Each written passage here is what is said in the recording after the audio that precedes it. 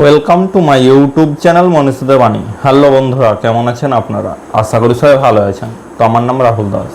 আজকে আমি ভিডিওটিতে আপনাদের শোনাবো আব্রাহাম লিঙ্কনের জীবনী, যা আপনাদের মন জয় করবে। তো চলুন বন্ধুরা, দেরি না করে ভিডিওটি শুরু করা যাক। আমেরিকার সবচেয়ে লম্বা প্রেসিডেন্ট বলুন কিংবা প্রথম দাড়িওয়ালা প্রেসিডেন্ট বলুন না কেন, দুটো রেকর্ডই একজন ব্যক্তির দখলে রয়েছে, যার নাম আব্রাহাম লিঙ্কন, যিনি ছিলেন আমেরিকার 16তম প্রেসিডেন্ট। আব্রাহাম লিঙ্কন এমন একজন প্রেসিডেন্ট ছিলেন যিনি আমেরিকায় দাসদের স্বাধীনতার ঘোষণা করেছিলেন। তাকে মার্কিন যুক্তরাষ্ট্রের ক্রান্তিকালের মহানায়কও বলা হয়। কিন্তু এসবের বাইরেও এই মহারথীর জীবনের আরও ভিন্ন কিছু দিক রয়েছে, যা আমাদের মধ্যে অনেকেরই অজানা। আজকের এই প্রতিবেদনের মাধ্যমে আপনারা এই ঐতিহাসিক ব্যক্তির জীবনের জানা অজানা কিছু ঘটনা সম্পর্কে জেনে নিতে পারবেন। আব্রাহাম লিঙ্কনের জন্ম ও পরিবার পরিচয়। বিশ্ববরেণ্য ব্যক্তিত্ব আব্রাহাম লিঙ্কনের জন্ম হয়েছিল কেন্টাকি রাজ্যের হার্ডিন কাউন্টির দক্ষিণ পূর্বে অবস্থিত কাঠের তৈরি এক কক্ষ বিশিষ্ট বাড়িতে। 1809 সালের 12 ফেব্রুয়ারি জন্ম হয় তার। তিনি ছিলেন আমেরিকার প্রথম প্রেসিডেন্ট যে যুক্তরাষ্ট্রের পশ্চিম অংশে জন্মগ্রহণ করেছেন। আব্রাহাম লিঙ্কনের পিতার নাম থমাস লিঙ্কন এবং মায়ের নাম ন্যান্সি হ্যাক্স।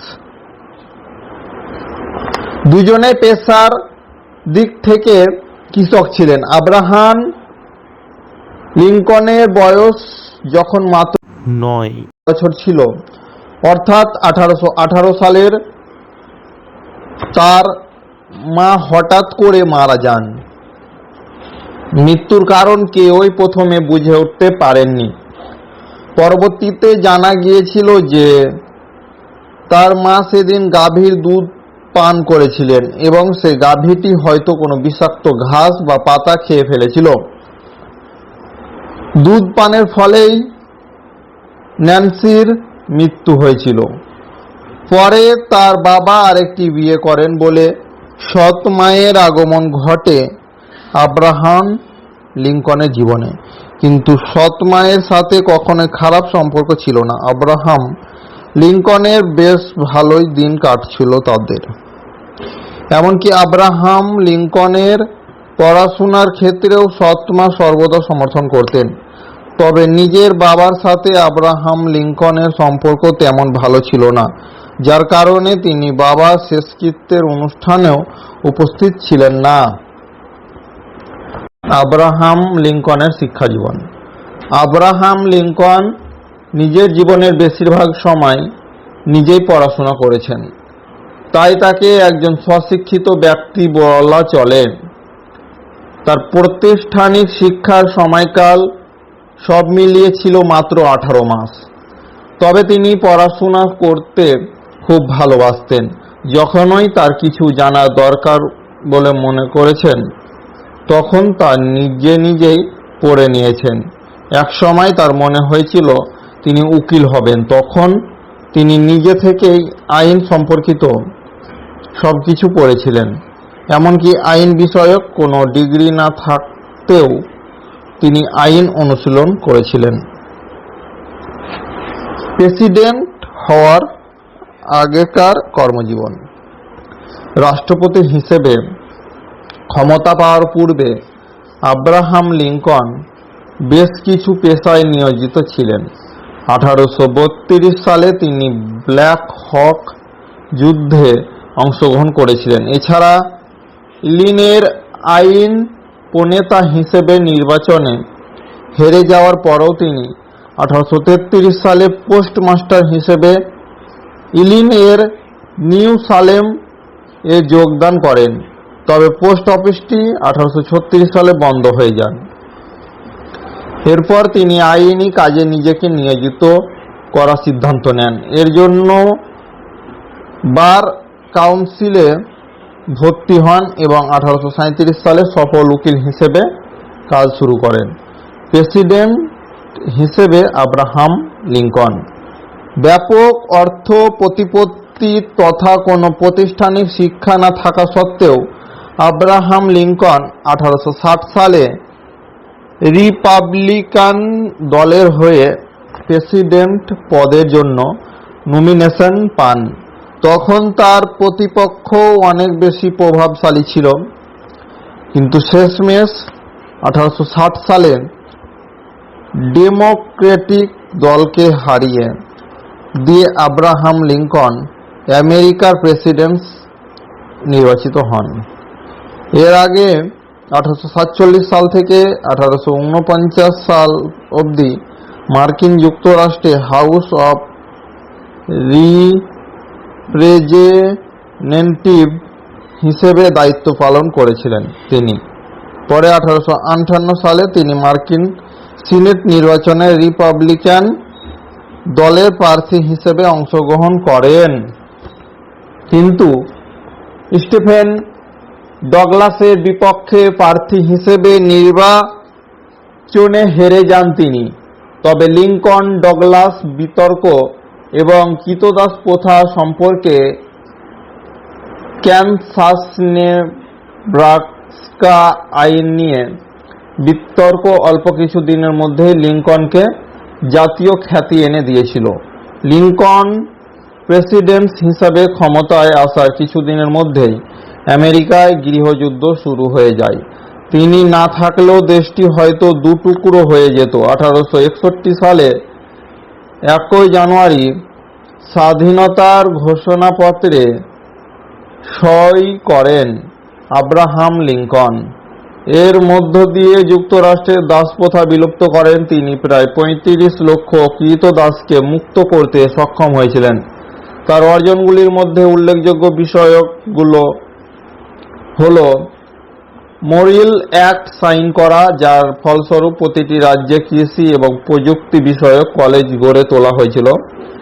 আমেরিকার দাসপ্রথা বিলুপ্ত করার জন্য স্বাধীনতার ঘোষণাপত্র, জাতীয় ব্যাংকিং সিস্টেমের প্রণয়ন করা। এছাড়াও তিনি প্যাসিফিক রেলপথ অ্যাক্ট শুরু করেন, যার মাধ্যমে প্রথম আন্তঃমহাদেশীয় রেল লাইন তৈরির কাজ শুরু হয়। বৈবাহিক জীবন। মার্কিন রাজনীতিবিদ আব্রাহাম লিঙ্কন দাম্পত্য সঙ্গী হিসেবে পেয়েছিলেন মেরি টোডকে। 1842 সালে 4 নভেম্বর তাদের বিয়ে হয়। সে সময় মেরির বয়স ছিল 23 বছর এবং লিঙ্কনের বয়স ছিল 33 বছর। পরবর্তী সময়ে এ দম্পতির ঘরে 4 সন্তানের জন্ম হয়। তাদের নাম Robert Todd Lincoln, Edward Baker Lincoln, Willie Lincoln and Ted Lincoln. Abraham লিঙ্কনকে কিভাবে হত্যা করা হয়? প্রথম মেয়াদে লিঙ্কন জনগণের স্বার্থে বহু দুঃসাহসিক কাজ করেন, ফলে তিনি প্রভূত জনপ্রিয়তা অর্জন করেছিলেন। তবে দ্বিতীয় মেয়াদে প্রেসিডেন্ট নির্বাচিত হওয়ার কিছুদিন পরই লিঙ্কন আততায়ীর হাতে খুন হন। ঘটনাটি ঘটেছিল 1865 সালের 14 এপ্রিল। সেদিন তিনি ফোর্ড থিয়েটারের একটি অনুষ্ঠানে নাটক দেখতে গিয়েছিলেন। সেখানেই জন উইকস বুথ নামক ব্যক্তি তার মাথার পেছনে গুলি করে হত্যা করে। এই খুনটি একটি বিখ্যাত নাটুকে পরিবারের সদস্য ছিল। এছাড়া আরও এক অদ্ভুত ব্যাপার হলো, প্রথমবার লিঙ্কনের প্রেসিডেন্ট হিসেবে ক্ষমতা গ্রহণের দিন যে ফটোগ্রাফ নেওয়া হয়েছিল, সেই ফটোগ্রাফটিতে তার হত্যাকারী জন বুথ লিঙ্কনের ঠিক পাশে দাঁড়িয়েছিলেন। মানবতাবাদী রাষ্ট্রনায়ক আব্রাহাম লিঙ্কনকে হত্যা করার কারণ এই ছিল যে জন বুথ কনফেডারেটের একজন সমর্থক ছিলেন। অন্যদিকে আব্রাহাম লিঙ্কন ছিলেন কনফেডারেটর বিরোধী।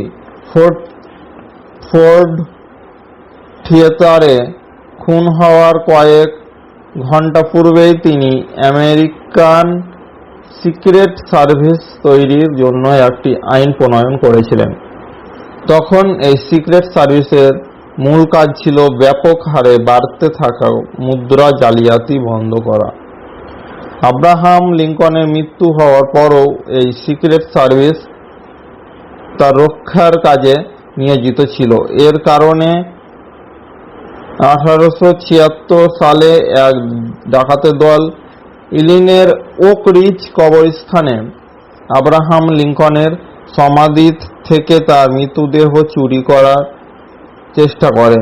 ডাকাতরা পরিকল্পনা করেছিল যে আব্রাহাম লিঙ্কনের মৃতদেহের বদলে তারা $2 লক্ষ দাবি করবে, কিন্তু সিক্রেট সার্ভিসের এজেন্টদের দক্ষতায় এই ডাকাতি পরিকল্পনা অসফল হয়। এই ঘটনার পর আব্রাহাম লিঙ্কনের মৃতদেহ অন্য এক কবরে সরিয়ে একটি স্টিলের তৈরি কফিনে রাখা দিয়ে 10 ফুট কংক্রিটের নিচে সমাধিস্থ করা হয়েছিল। উপসংহার: বিশ্ববিখ্যাত মার্কিন রাষ্ট্রপতি আব্রাহাম লিঙ্কন আমেরিকার সাবেক প্রেসিডেন্টের মধ্যে অন্যতম সম্মানিত একজন ব্যক্তি। তিনি ছিলেন গণতন্ত্রের মহান পূজারী। আব্রাহাম লিঙ্কন বহু প্রতিকূলতার মাঝেও মানুষের জন্য অনেক কাজ করে গিয়েছেন। এই সব কাজ তার আগে হয়তো আর কেউ করার সাহস করেননি। তিনি অত্যন্ত সাধারণ অবস্থা থেকে যেভাবে লড়াই করে মার্কিন যুক্তরাষ্ট্রের মতো একটি গণতন্ত্রের প্রধান হয়ে উঠেছিলেন তা সকলকে মুগ্ধ এবং বিস্মিত করে রাখে। আব্রাহাম লিঙ্কনের চারিত্রিক মাধুর্য তথা মানবিকতাবোধ এবং তার দুর্লভ রাজনৈতিক জ্ঞান তাকে কেবলমাত্র আমেরিকার জাতীয় ইতিহাসেই নয় বরং সারা বিশ্বের ইতিহাসেও চিরস্মরণীয় করে রেখেছে।